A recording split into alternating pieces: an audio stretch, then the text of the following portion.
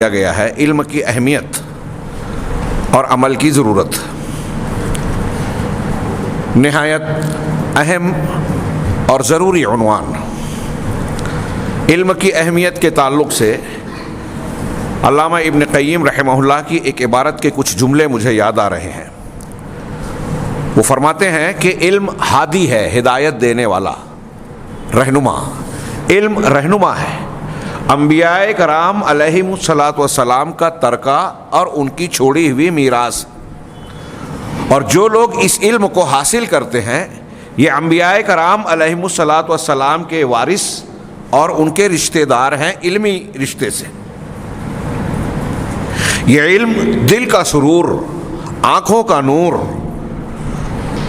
اور انسان کے سینے اور دل کی بیماریوں کا علاج اور شفا ہے، نسخہ شفا ہے۔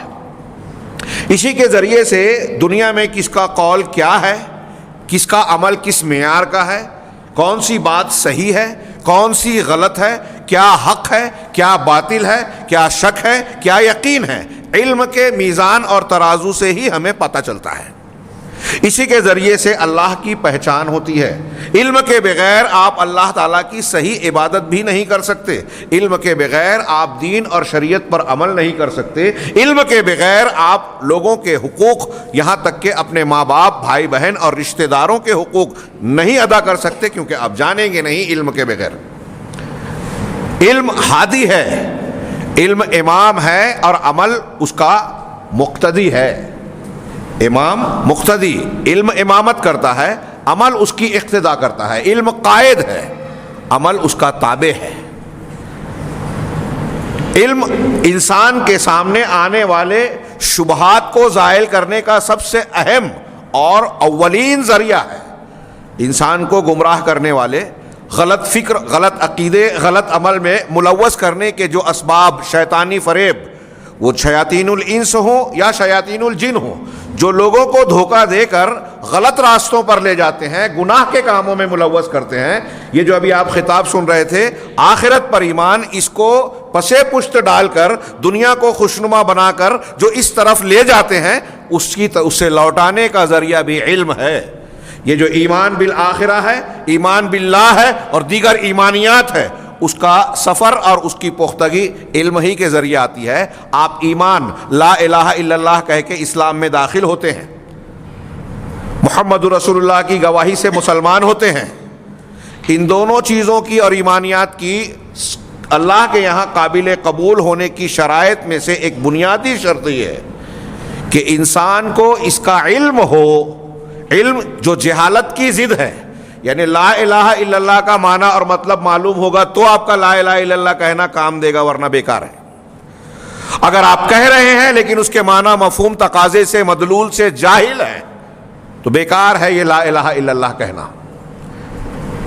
علم کے اتنی فضیلتیں ہیں، اور عام طور سے دنیا کے اکثر و بیشتر علوم، یا ہم یوں کہیں کہ جو علم انسان کے لیے اور انسانیت کے لیے مفید ہے، اس کی زندگی کو آسان بنانے والے، اس کی رہنمائی کرنے والے ہیں، وہ سارے علوم اہمیت کے حامل ہیں، انتہائی فضیلت کے ہیں۔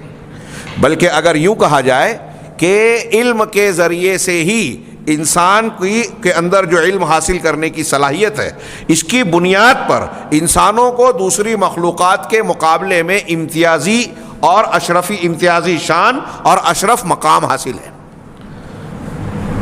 قرآن کا ارشاد ہے سورہ احزاب کے آخر میں اللہ تبارک و تعالیٰ فرماتا ہے اِنَّا عَرَضْنَا الْأَمَانَةَ عَلَى السَّمَاوَاتِ وَالْأَرْضِ وَالْجِبَالِ، ہم نے امانت کو، شریعت کے احکام و مسائل کو کہیے، امانت کا کئی معنی لوگوں نے کیا، قرآن کہیے، شریعت کہیے، یا اوامر و نواہی جو اللہ نے حکم دیا ہے کہ ایسا کرو اور ایسا نہ کرو، ہم نے اس امانت کو پیش کیا آسمانوں پر، زمین پر اور پہاڑوں پر۔